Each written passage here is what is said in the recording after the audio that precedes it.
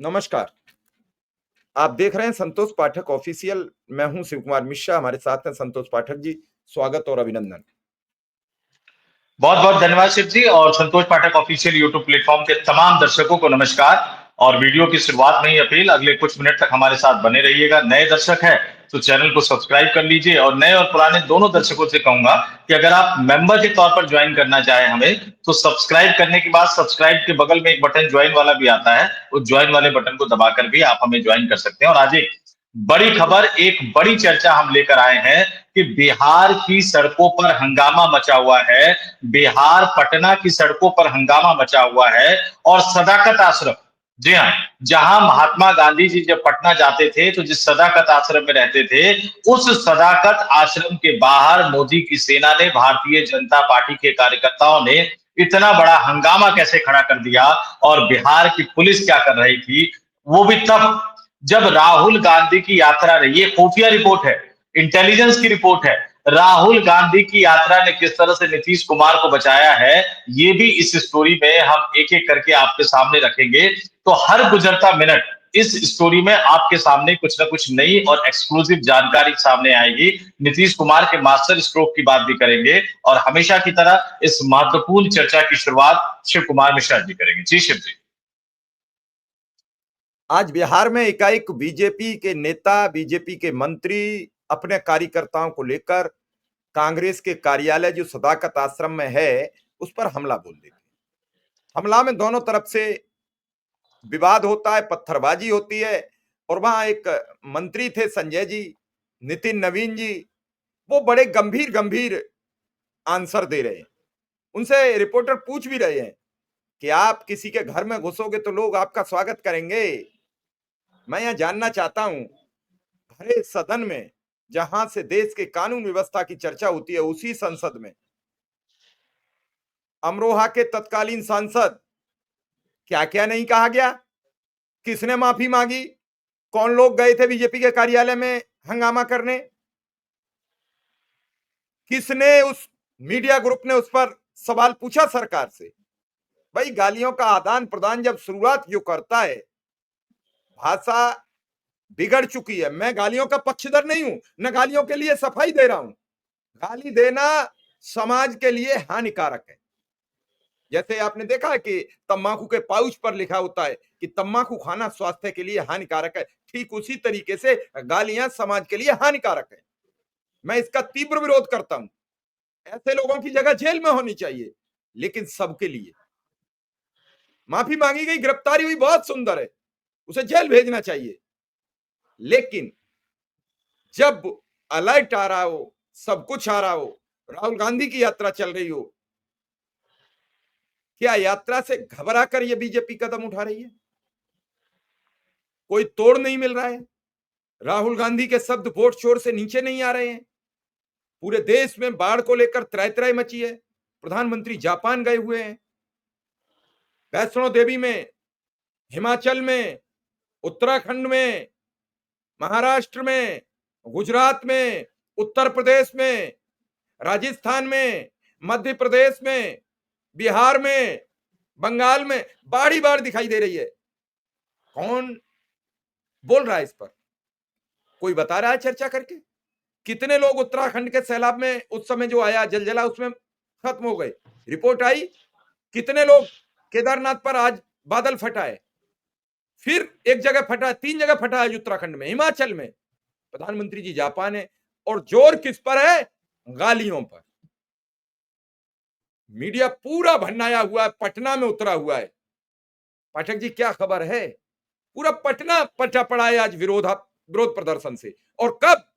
केंद्र से लेकर राज्य तक सरकार जिनकी है, उनके जरिए। मैं फिर कह रहा हूं, बीजेपी विरोध करना जानती है, सत्ता चलाना नहीं। मैं फिर कह रहा हूं, और कांग्रेस सत्ता चलाना जानती है, विरोध करना नहीं। शिव जी, एक बड़ी बात तो यह है, देखिए, वोटर अधिकार यात्रा चल रही है। वोटर अधिकार यात्रा के दौरान मंच पर कांग्रेस का दावा है कि यात्रा निकल गई, उसके बाद किसी व्यक्ति ने कुछ कह दिया प्रधानमंत्री नरेंद्र मोदी जी की माता जी के लिए, जो सरासर निंदनीय है। हम उसकी कड़ी भर्त्सना करते हैं। उस व्यक्ति को शायद गिरफ्तार भी कर लिया गया है, कानूनी कार्रवाई जारी है। तो जब कानूनी कार्रवाई जारी है, तो फिर बल लेकर आपको कांग्रेस कार्यालय पहुंचने की जरूरत क्या थी? और बड़ी 3-4 चीजें मैं स्पष्ट तौर पर बता देता हूं। कहते हैं ना कि हिंदू धर्म में अपना किया हुआ वापस लौट कर आता है। शशि थरूर की पत्नी के बारे में क्या कहा था नरेंद्र मोदी साहब ने? सोनिया गांधी के बारे में क्या क्या नहीं कहा और क्या क्या नहीं कहते भारतीय जनता पार्टी के नेता? भारतीय जनता पार्टी के पूर्व सांसद रमेश बिधूरी ने क्या क्या नहीं कहा? उस समय बसपा के लोकसभा सांसद हुआ करते थे, जिसका जिक्र आपने किया। टीवी डिबेट में भारतीय जनता पार्टी के प्रवक्ता क्या क्या नहीं कहते कांग्रेस के नेताओं को। तो अपना किया हुआ वापस लौट कर आता है। हालांकि गिरफ्तार हो चुका है व्यक्ति, और इस पर बाकायदा, चाहे वो सचिन पायलट हो चाहे वो पवन खेड़ा हो, वो साफ साफ कह रहे हैं कि उस व्यक्ति का कांग्रेस से कोई लेना देना नहीं है। सचिन पायलट आज बिहार में है, बेतिया में है, और सचिन पायलट ने कहा कि दरभंगा में जो महागठबंधन के कार्यक्रम जो अपमानजनक टिप्पणी करने का मामला है, उन्होंने कहा कि मैं इसकी निंदा करता हूं, इसकी भर्त्सना करता हूं। कांग्रेस पार्टी का इससे कोई लेना देना नहीं था, हमारी यात्रा आगे निकल चुकी थी। सभ्य और सौम्य राजनीति में इस प्रकार के शब्दों का कोई लेना देना नहीं है। हमारी पार्टी महात्मा गांधी की पार्टी है और हमने आज तक ऐसी किसी बात का समर्थन नहीं किया और ना ही करेंगे। पूरी की पूरी कांग्रेस पार्टी उस बयान से अपने आप को अलग कर रही है, निंदा कर रही है, भर्त्सना कर रही है। चलिए, एक राजनीतिक पार्टी के तौर पर आपको मुद्दा बनाना है, इसको मुद्दा बनाते रहिए। लेकिन बिहार की पुलिस क्या कर रही है? किसके निर्देश पर पटना की पुलिस काम कर रही है, ये आपको देखना पड़ेगा। दिल्ली में भी प्रदर्शन होते हैं। आम आदमी पार्टी बीजेपी के कार्यालय जाती है, बीजेपी जो है आम आदमी पार्टी के कार्यालय आती है, कांग्रेस बीजेपी के यहाँ जाती है, बीजेपी कांग्रेस के यहाँ जाती है। लेकिन पुलिस वाले बैरिकेड लगा के उनको रास्ते में रोक लेते हैं। अब किसने कांग्रेस के कार्यालय तक पहुंचने की भारतीय जनता पार्टी के नेताओं और कार्यकर्ताओं को मंजूरी दी?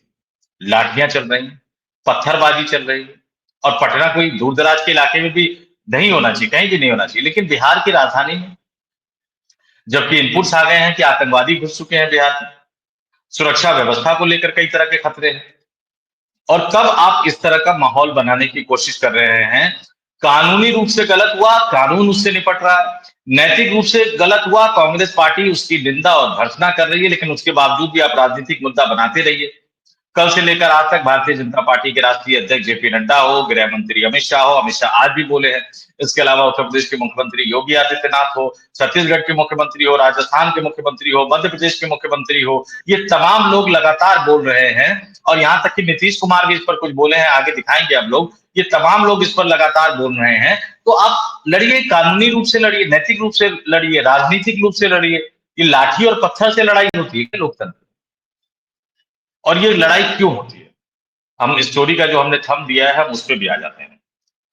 राहुल गांधी की यात्रा, आज मुझे लगता है कि शायद 12वां या 13वां दिन है शायद आज राहुल गांधी की यात्रा का।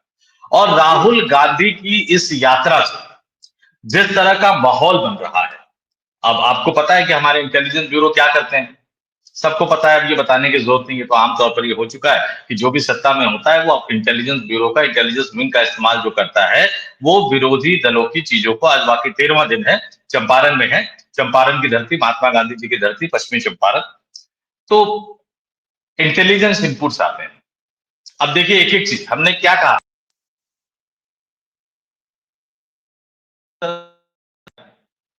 इंटेलिजेंस इनपुट्स आते हैं कि राहुल गांधी की यात्रा का असर हो रहा है, कांग्रेस पार्टी के साथ लोग कनेक्ट हो रहे हैं, वोट चोरी का मुद्दा जो है वो बड़ा मुद्दा होता जा रहा है, बिहार के मतदाताओं में वोट चोरी की बातें बैठती चली जा रही है।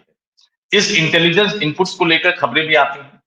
इंडियन एक्सप्रेस के वरिष्ठ पत्रकार ने खबर की कि बीजेपी में हलचल का माहौल है, क्योंकि इस तरह के इंटेलिजेंस इनपुट्स आ रहे हैं। तो जो भारतीय जनता पार्टी नीतीश कुमार को किनारे लगाने का मन बना चुकी थी, कल भी हमने इस पर स्टोरी की, दर्शक जाके देख सकते हैं कि सीट बंटवारे को लेकर नीतीश किस तरह से अड़ गए। तो जो भारतीय जनता पार्टी नीतीश कुमार को किनारे लगाने का मन बना चुकी थी, उस भारतीय जनता पार्टी को समझ में आ गया कि राहुल गांधी की वोटर अधिकार यात्रा और वोट चोरी जिस तरह से बिहार के मतदाताओं के मन में, दिलो दिमाग में बैठती जा रही है, भारतीय जनता पार्टी को लेकर एक नकारात्मक छवि बनती जा रही है। तो हम नीतीश कुमार को अलग रखकर चुनाव नहीं जीत सकते, और फिर नीतीश कुमार के सामने एक तरह से बीजेपी झुकती हुई नजर आ रही है। तो राहुल गांधी की वोटर अधिकार यात्रा ने नीतीश कुमार को बचा लिया। अब बदले बदले से नीतीश कुमार नजर आते हैं, दिल्ली आते हैं, और दिल्ली आकर बीजेपी के किसी नेता से मुलाकात करना गवारा नहीं समझते। यहां तक कि एनडीए गठबंधन की जो उपराष्ट्रपति के उम्मीदवार है सीपी राधाकृष्णन साहब, उनसे भी उनकी फोन पर ही बातचीत हो पाती है। और बदले बदले नीतीश साहब अपने पुराने स्टाइल में वापस आ गए। नीतीश कुमार अपने ऑरा के काल में, जब वो राजनीतिक जीवन के शीर्ष पे थे, उस राजनीतिक जीवन के शीर्ष पे पहुंचाने में महिला मतदाताओं की बड़ी भूमिका थी। तो जैसे ही उन्हें बीजेपी से अभयदान मिला, और यह अभयदान किसकी वजह से मिला? ये अभयदान मिला राहुल गांधी की वोट अधिकार यात्रा की वजह से। अगर राहुल गांधी की वोट अधिकार यात्रा ना होती तो भारतीय जनता पार्टी उनको एक तरह से निपटाने का जो प्लान था वो पूरी तरह से तैयार कर चुकी थी। लेकिन जैसे ही राहुल गांधी की वोटर अधिकार यात्रा ने बचा लिया नीतीश कुमार को, उसके बाद नीतीश कुमार वापस अपने पुराने अंदाज में आ गए। और अगर हम दिखा पाए नीतीश कुमार का एक कैबिनेट का बड़ा फैसला जो आज उन्होंने ट्वीट किया है, और वो अपने आप में बताता है कि नीतीश कुमार किस तरह से पुराने अंदाज, पुराने रॉ में आ गए। क्या घोषणा कर दी आज उन्होंने? आज तो उन्होंने नरेंद्र मोदी साहब को भी पीछे छोड़ दिया, महाराष्ट्र मॉडल को भी पीछे छोड़ दिया, दिल्ली मॉडल को भी पीछे छोड़ दिया, भारतीय जनता पार्टी की तमाम घोषणाओं के मॉडल को पीछे छोड़ दिया। आज कैबिनेट की बैठक का एक फैसला हुआ। कैबिनेट की बैठक के फैसले को नीतीश कुमार ने सोशल मीडिया पर पोस्ट किया। वो आपके स्क्रीन पर दिखा रहा हूं, इसको मैं पढ़ के भी सुना देता हूं। इन्होंने नवंबर 2005 में जब से सरकार बनाई तब से लेकर इन्होंने महिलाओं के लिए क्या क्या किया उसका जिक्र किए हैं। दूसरे पैरे में आते हैं कि आज कैबिनेट की बैठक में महिलाओं के रोजगार के लिए एक नई योजना, मुख्यमंत्री महिला रोजगार योजना को स्वीकृति दी गई है। और इसके जरा आपको प्रावधान बता देता हूं।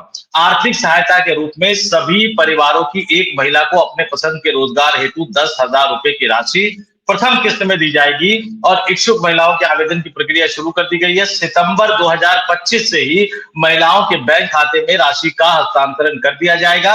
और बाद में आकलन करने के बाद 2 लाख रुपए तक की अतिरिक्त सहायता दी जाएगी, गांव से लेकर शहरों तक। बिहार की महिला मतदाताओं के लिए घोषणा। और अब इसका वो देख लीजिए, पहली किस्त 10,000 रुपए सितंबर के महीने में आ जाएगी। अक्टूबर नवंबर में बिहार का विधानसभा चुनाव है। सितंबर के दूसरे सप्ताह में विधानसभा चुनाव की तारीखों का ऐलान कर सकता है चुनाव आयोग। और उससे पहले यानी 5-6 दिन पहले ही, या हो सकता है कि 24 घंटे या 48 घंटे पहले ही बिहार की महिलाओं के खाते में 10,000 रुपए की राशि एक मुश्त चली जाएगी। तो नीतीश कुमार जिस पुराने वाले अंदाज में आ गए कि महिला मतदाताओं को लुभा लीजिए, बाकी कुछ करने की जरूरत नहीं है, महिला मतदाताएं साथ आ गई तो फिर बिहार में विधानसभा चुनाव आराम से जीता जा सकता है। और ये आत्मविश्वास, ये सेल्फ कॉन्फिडेंस उनके अंदर इसलिए वापस आ पाया क्योंकि राहुल गांधी की वोटर अधिकार यात्रा ने उनको मजबूर कर दिया कि वो नीतीश कुमार को अपने साथ बनाए रखें। और नीतीश कुमार ने सिर्फ इतना ही नहीं किया, उसके बाद नीतीश कुमार, क्योंकि बीजेपी से उनको एक तरह से आश्वासन मिल गया है, तो अब वो प्रधानमंत्री का बचाव करते हुए नजर आ रहे हैं। इतने लंबे समय से वो चुप थे। एक दूसरा पोस्ट जो इससे पहले नीतीश कुमार ने किया वो भी आपके स्क्रीन पर दिखाते हैं कि किस तरह से वो प्रधानमंत्री नरेंद्र मोदी के पक्ष में खड़े हुए नजर आ रहे हैं।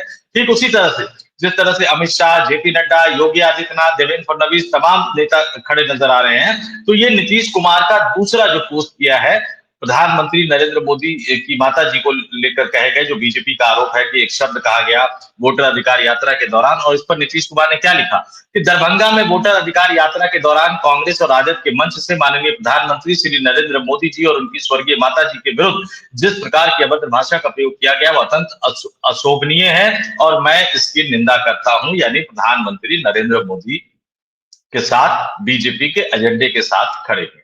लेकिन अब यहां सवाल दूसरा उठ रहा है, जिस राहुल गांधी ने बचाया, जिस राहुल गांधी ने नीतीश कुमार की राजनीति को बचा लिया, वो एक्स पर किया गया पोस्ट जो नीतीश कुमार साहब वाला जो प्रधानमंत्री को लेकर जो है और जो प्रधानमंत्री की माता जी को लेकर जो कहा गया उस बयान की निंदा की गई है, अशोभनीय बताया है, वो नीतीश कुमार साहब का पोस्ट आपके स्क्रीन पर दिखा रहे हैं।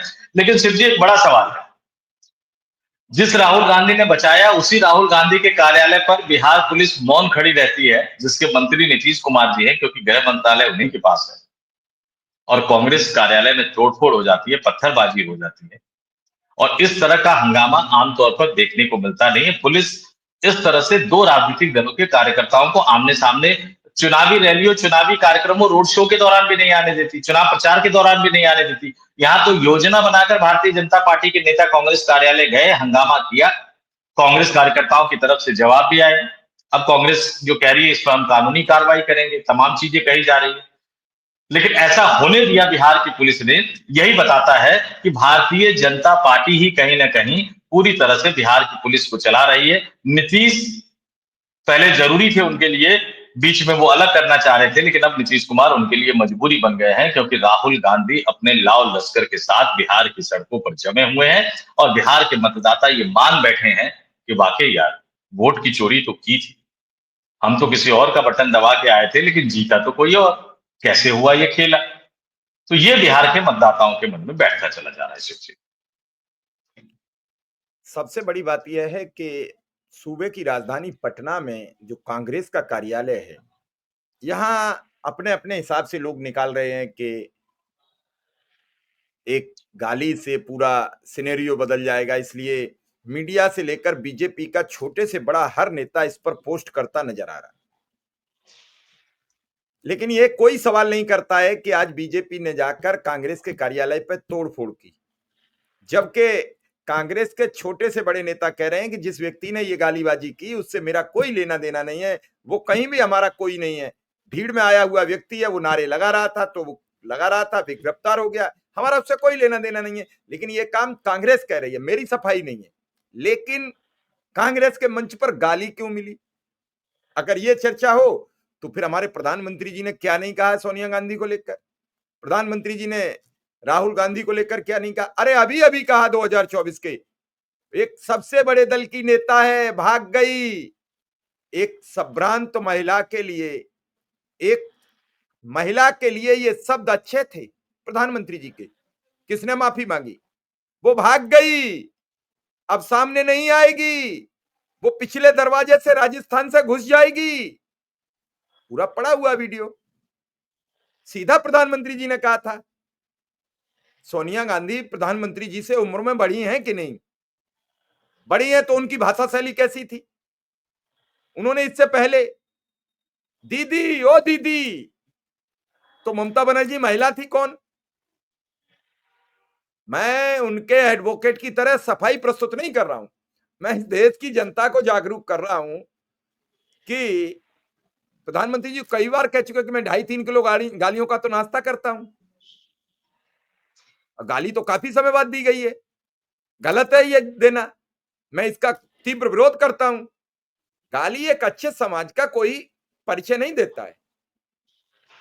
और ऐसे में जब यात्रा जुनून पर हो, एक ये मामला आया, यात्रा में और जोश बढ़ाए। भाजपा की हालत खराब है बिहार की भीड़ देखकर। अब उन्होंने वोट काटने का फिर 3 लाख का ऐलान कर दिया है। वो सोच रहे हैं अब 60 लाख से तो पार जाएगी नहीं, कुछ वोट और काटने पड़ेंगे। हो सकता है 3 की जगह 30 लाख कट जाए। ये वोटरों को सोचना पड़ेगा, क्योंकि भीड़ ने बीजेपी के ट्यूब की हवा निकाल दी है। जिस तरीके से भीड़ में नारेबाजी हो रही है, भीड़ में वोट चोरी का नारा चल रहा है, सोशल मीडिया में बड़ा भारी स्पेस मिल गया है। प्रधानमंत्री जी जापान में, अमेरिका रोज हमारी खिंचाई कर रहा है और इन मुद्दों पर कोई भी नहीं बोल रहा है। लेकिन राहुल गांधी के मुद्दे पर गृह मंत्री से लेकर रक्षा मंत्री तक, योगी आदित्यनाथ से लेकर हिमंता बिस्व शर्मा तक, भजन लाल से लेकर मोहन यादव तक, सारे लोग, क्या किसी ने अब तक यह सवाल किया कि क्यों कह रहे हैं ट्रंप, और ट्रंप का जवाब क्यों नहीं दिया जा रहा है? अरे राहुल गांधी को जवाब देकर राहुल गांधी को जेल भेजकर ट्रंप थोड़ा ही चुप हो जाएगा। ट्रंप पर क्यों खामोशी है? अडानी अंबानी की लड़ाई में देश को क्यों फंसाया जा रहा है? तो सवाल यह है संतोष पाठक जी कि मौजूदा परिस्थितियों में भागवत जी अपना कह रहे हैं, नड्डा जी अपनी कह रहे हैं कि हम इस्तीफा नहीं देंगे प्रधानमंत्री नरेंद्र मोदी, भागवत जी कह रहे हैं कि कोई नहीं दे देना चाहिए, और 75 साल पे जब वो नहीं देंगे तो मैं, उन्होंने भी संदेश दे दिया कि वो नहीं देंगे तो मैं भी नहीं दूंगा, या तो वो दे दें तो मैं दे दूंगा, वो नहीं देंगे तो मैं भी नहीं दूंगा। और जब वो नहीं देंगे तो ये झगड़ा खत्म नहीं होता। वो कहते हैं मन भेद मन मुटाव, जाने क्या क्या बताते रहे। तो इन सब चीजों को देखकर अंतिम कमेंट आपसे पूछूंगा, आम जनमानस का क्या दोष है?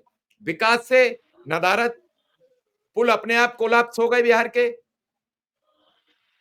भाई 20 साल से आप हो और ये कह के आप बता दो कऊ टाइम कोई कपड़ा पहनना जानता था जी? तो क्या उस समय लोग बिहार में बिना वस्त्र के रहते थे? अच्छा, इसमें बड़ी दिलचस्प चीज है। जब 1990 में जब 1990 में वो लालू यादव को मुख्यमंत्री बनाने की पैरोकारी कर रहे थे जनता दल यूनाइटेड में, तब नीतीश कुमार साहब कपड़े पहनते थे कि नहीं पहनते थे? फोटो तस्वीरें पुराने लोग अगर जाएंगे सर्च करेंगे तो मिल जाएगा। जब 1994 में बिगुल फूका नीतीश कुमार ने लालू यादव के खिलाफ, 1995 का विधानसभा चुनाव लड़ा, मुख्यमंत्री के उम्मीदवार के रूप में 7 सीटें सिर्फ जीती।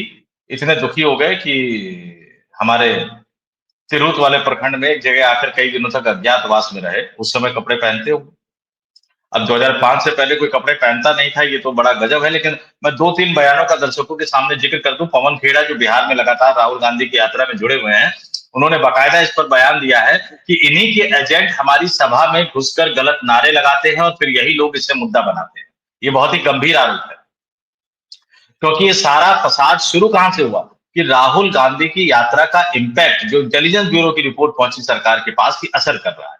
तो पवन खेड़ा कह रहे हैं कि इन्हीं के एजेंट यानी बीजेपी के एजेंट हमारी सभा में घुसकर नारे लगाते हैं और फिर भारतीय जनता पार्टी के नेता ही इसको बड़ा मुद्दा बनाते हैं ताकि वोटर अधिकार यात्रा से लोगों का ध्यान भटकाया जा सके।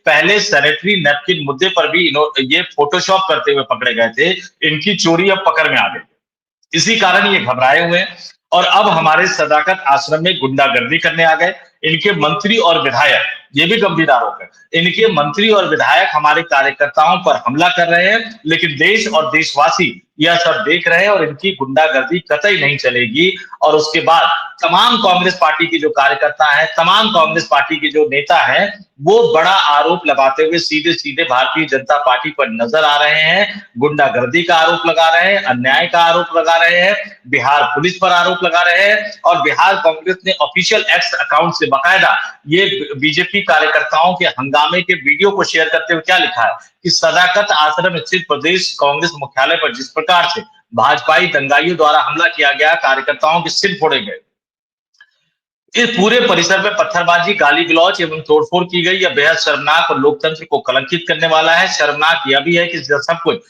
पुलिस की मौजूदगी में हुआ है। ऐसा लग रहा था जैसे पुलिस खुद इस हमले को मॉनिटर कर रही थी। पटना पुलिस के इकबाल पर सवाल उठ रहे हैं। यह राहुल जी के नेतृत्व में चल रही वोटर अधिकार यात्रा की सफलता और बिहार में खिसकती जमीन देखकर भाजपाइयों की हताशा का परिणाम है। राज्य सरकार तुरंत इन गुंडों को चिन्हित कर कार्रवाई करे, अन्यथा कांग्रेस माकूल जवाब देगी। और राहुल गांधी का भी पोस्ट आ गया है। राहुल गांधी ने कह दिया, सत्य और अहिंसा के आगे असत्य और हिंसा टिक ही नहीं सकते। मारो और तोड़ो, जितना मारना तोड़ना है, यानी जितना मारना है जितना तोड़ना है करते रहो, हम सत्य और संविधान की रक्षा करते रहेंगे। सत्यमेव जयते। राहुल गांधी के इस पोस्ट ने एक तरह से भारतीय जनता पार्टी को बुरी तरह से बेनकाब करके रख दिया है। और अब भारतीय जनता पार्टी को और भारतीय जनता पार्टी से ज्यादा बिहार पुलिस को आगे आकर इस बात की सफाई देनी होगी कि ऐसा हुआ कैसे, कानून व्यवस्था की स्थिति बिहार में है कि नहीं है। और अगर कानून व्यवस्था नहीं संभल रही है तो कहां है डीजीपी साहब, कहां है पटना के पुलिस कप्तान साहब? क्यों भाजपाइयों को इतनी खुली छूट मिल गई है? और अभी तो चुनाव भी नहीं आए। चुनाव की जब बेला आने लगेगी तो ये किस तरह से आगे बढ़ता चला जाएगा। और फिर ये सारी चीजें सुशासन बाबू के सुशासन और इकबाल पर सवाल खड़े कर रहे हैं। पता नहीं नीतीश कुमार साहब का मन डोलेगा कि नहीं डोलेगा, लेकिन उनके सुशासन, उनके इकबाल पर सवाल खड़ा कर रही है। और आज जो पटना की सड़कों पर हुआ, यकीन मानिए कि इसकी गूंज काफी दूर तक जाएगी, इसका असर काफी दूर तक सुनाई देगा। और बिहार के मतदाताओं में जो बात उनके दिलो दिमाग में बैठती जा रही है, वो और ज्यादा बैठती हुई नजर आएगी। पटना की सड़कों पर ये करके आपने पटना के लोगों का और बिहार के लोगों का अपमान किया है, जिस धरती से महात्मा गांधी जी ने शांति और अहिंसा का संदेश और उपदेश पूरी दुनिया को दिया था, वहां आप इस तरह से हिंसा करेंगे, ये किसी भी हालत में क्षम्य नहीं कहा जा सकता है। चलिए अब देखते हैं अगला कदम क्या होता है और दिन भर निगाह बनाए रखेंगे क्या क्या और खबरें निकलती हैं। फिलहाल इस खबर को दर्शक देखें और समझें और निर्णय लें कि आखिर बिहार का असली सच क्या है। वोट अधिकार यात्रा लगातार अपने जोशो खरोश पर है। लगातार यात्रा, बारिशात, गर्मी, सर्दी, लगातार अखिलेश यादव भी यात्रा में सम्मिलित होने पहुंचेंगे और लगातार नेता पहुंच रहे हैं। पूरा इंडिया गठबंधन एक दिख रहा है और ऐसे में अरविंद केजरीवाल ने एक ट्वीट करके फिर बीजेपी के लिए सनसनी पैदा किया, उस पर भी हम चर्चा करेंगे आने वाले समय में। लेकिन फिलहाल इस खबर को आप देखिए और आगे बढ़ाइए। संतोष पाठक जी का बहुत बहुत आभार, बहुत बहुत धन्यवाद। बहुत बहुत धन्यवाद और आभार, नमस्कार।